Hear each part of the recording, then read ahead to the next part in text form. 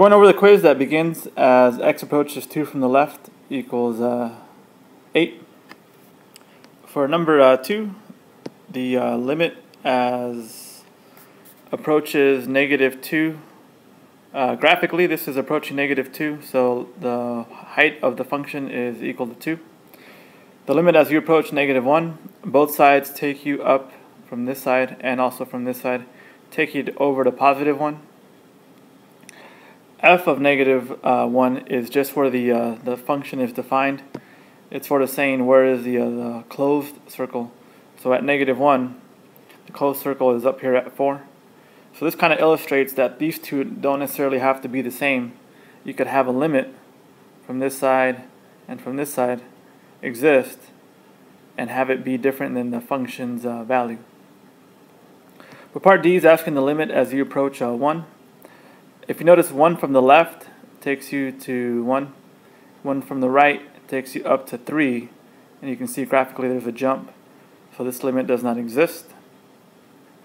The limit as you approach 3 from the left takes you down to the same value as the approach from the right. So this limit is equal to negative 2. And then for F, the limit as you approach 4, both sides don't agree upon a number, so this takes you all the way up to what we're assuming positive infinity. There's a vertical asymptote at 4, so this limit would not exist. For number 3, since it's approaching 2 for piecewise, you want to find the limit from the left and also the limit from the right. This is all the values that are less than 2. So that's why it's from the left. This is greater than 2. So this is why it's from the right. These values don't meet up. They're not the same. So graphically that would create a jump. But you want to explain that the limit doesn't exist since one-sided limits are not equal. So the limit from the left is not the same as the limit from the right. For part B, it's asking just to find the limit from the right of 4. So everything that's bigger than 4, you're going to use this one.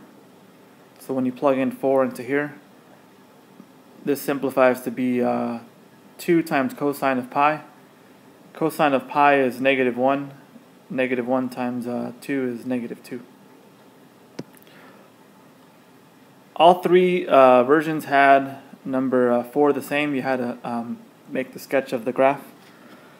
So for f of negative 1, it's equal to 3. So you can put a closed circle at negative 1 and 3. The limit as you approach negative 1 equals 1. So both sides have to meet up at negative 1 and 1. Limit from the left takes you down to negative 1. So the limit going this way takes you down to negative 1. And you have to connect these two. Then it says the limit from the right of 2 takes you over to 4. So you got to make the limit going this way to 4. So these two limits are different. So there's going to be a jump at 2. Next piece of information is f of 2 is equal to negative 1. So you happen to fill this circle in. It's a closed circle. And then the last thing is, second to last, sorry. The limit as you approach 3 is equal to 2. Now you don't know if this is filled in or not, so you're going to leave it open, and then maybe the last piece of information will tell you if it's filled in or not. So leave this one open for the limit. And then it's undefined, meaning that there's no circle here, there's no hole filled in. And that's how you would do this one. For number 5, it's going to be the limit as you approach 3 is given to you. The limit as you approach 3 for g is also given to you, and then some limit information about 4. This one you just subtract these two limits. If you're taking a limit that does not exist, like this one doesn't, times anything else, the overall limit does not exist. And lastly, for part C, you're taking the limit as you approach 4. All you do is you plug in 4 in for x, so square root of 4. You're told that the limit of f is 2 over 3, so just replace that with 2 over 3. And then you go ahead and multiply them and simplify to get 4 over 3 as your answer. Alright, moving on to number 6. You first of all have to factor each numerator and denominator. So this becomes factored. This is a difference of squares. This is just regular trinomial factoring. You have to simplify the common factors, so x plus 3 reduces out. Then you reevaluate your limit. All you do is you take this limit and plug it into whatever is left over. And there's your simplified answer, 5 over 6. For the last one on number 6, you go ahead and plug in 0, and you notice you would end up with an indeterminate form. Indeterminate form, if you remember, is when you get 0 over 0. So what this means is that the limit exists. You just have to simplify it somehow to get it. So the way you simplify this, multiply it by the conjugate. You have positive 5, negative 5, that becomes 0. H divided by h reduces to 1. So what you have left over is 1 over square root of h plus 5 plus square root of 5. This limit is going to 0. So you have square root of 5 plus square root of 5. You can think of this as 1 over square root of 5 plus square root of 5. You have two of the same things that you're adding, so it's going to be, as your answer, 1 over 2 square root of 5. And that's it for that version.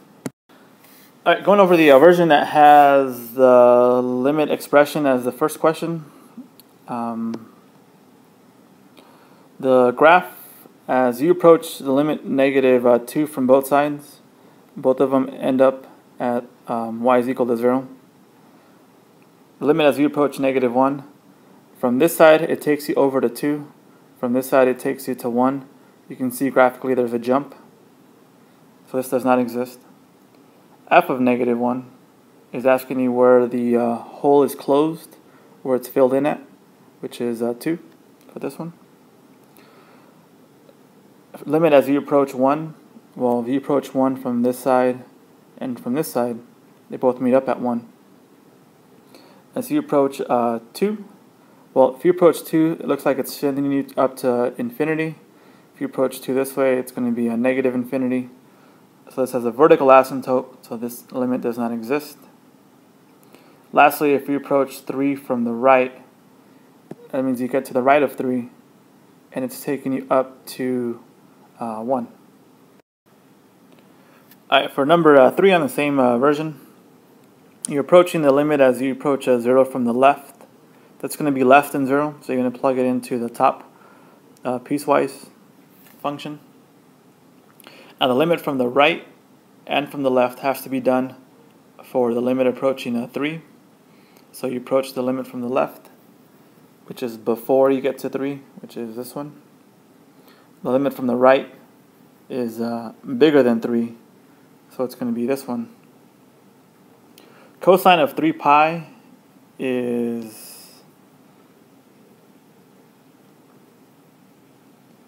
equal to negative 1. And since you're multiplying this minus times a negative 1, it becomes plus 1. So this gives you 5. And this one was already the limit from the left, it gave you 5. So the limit overall would be equal to 5 because both sides equal 5.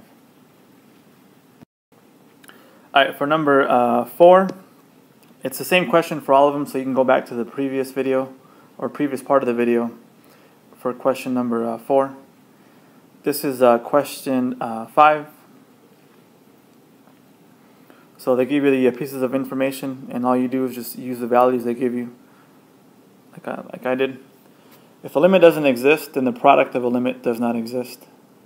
And then for this one, since you're given that x squared is being multiplied by f of x, you can just plug in 4 into x squared and get 16 times 2 over 3 to give you that. Alright, going over number 6. The expression has to be factored. You notice that this factors as a trinomial. This is a difference of 2 squares. You could reduce x minus 3 and x minus 3. Then you reevaluate your limit. Now when you evaluate it at -3, it's going to be a -5 over 0. If you have a 0 denominator, it's going to be undefined, so this limit would not exist. For number 6, the second one, you end up with the indeterminate form. Again, indeterminate form just means you end up with 0 over 0, which means you have to multiply to simplify this. You multiply by the conjugate of where the radical is. So in this case, 2 plus square root of t. You leave this unmultiplied because when you FOIL the denominator, you're going to be able to reduce the 4 minus t. And then you reevaluate whatever is left over, you reevaluate your limit. So you just basically take this and you can evaluate it at 4. And square root of 4 is 2, plus 2 gives you a 4. And that would be your answer. Alright, going over the version that starts off with the limit as you approach 3, f of x equals -2. For the graph, you're approaching -2, the limit, so it's going to be equal to 0. -1 from the right is taking you over to 1. F of -1 is where the hole is filled in at, where the point is closed. So at -1, it's closed and it's equal to 2. The limit as you approach 1 from both sides, from this side and from this side, equal 1. At 2, from the left, it takes you to infinity. From the right, it takes you to -infinity. So this is a vertical asymptote. Does not exist. And the limit as you approach 3, well, if you approach 3 from the left side, it takes you down to -1. From the right side, it takes you up to +1. These two limits don't match up. You can see there's a jump, so this would not exist. Moving on to number 3. Limit from the right of 0 is going to be greater than 0. So you're going to use the middle definition, 2x minus 1. Plug in 0, you end up with -1. For part B, it's asking the limit as you approach 3. So you have to find the limit from 3 of the left and 3 to the right. So 3 from the left is using the top definition, the middle definition, and 3 from the right is the bottom definition. 3 from the right because this is greater than 3, and this is 3 from the left, less than 3.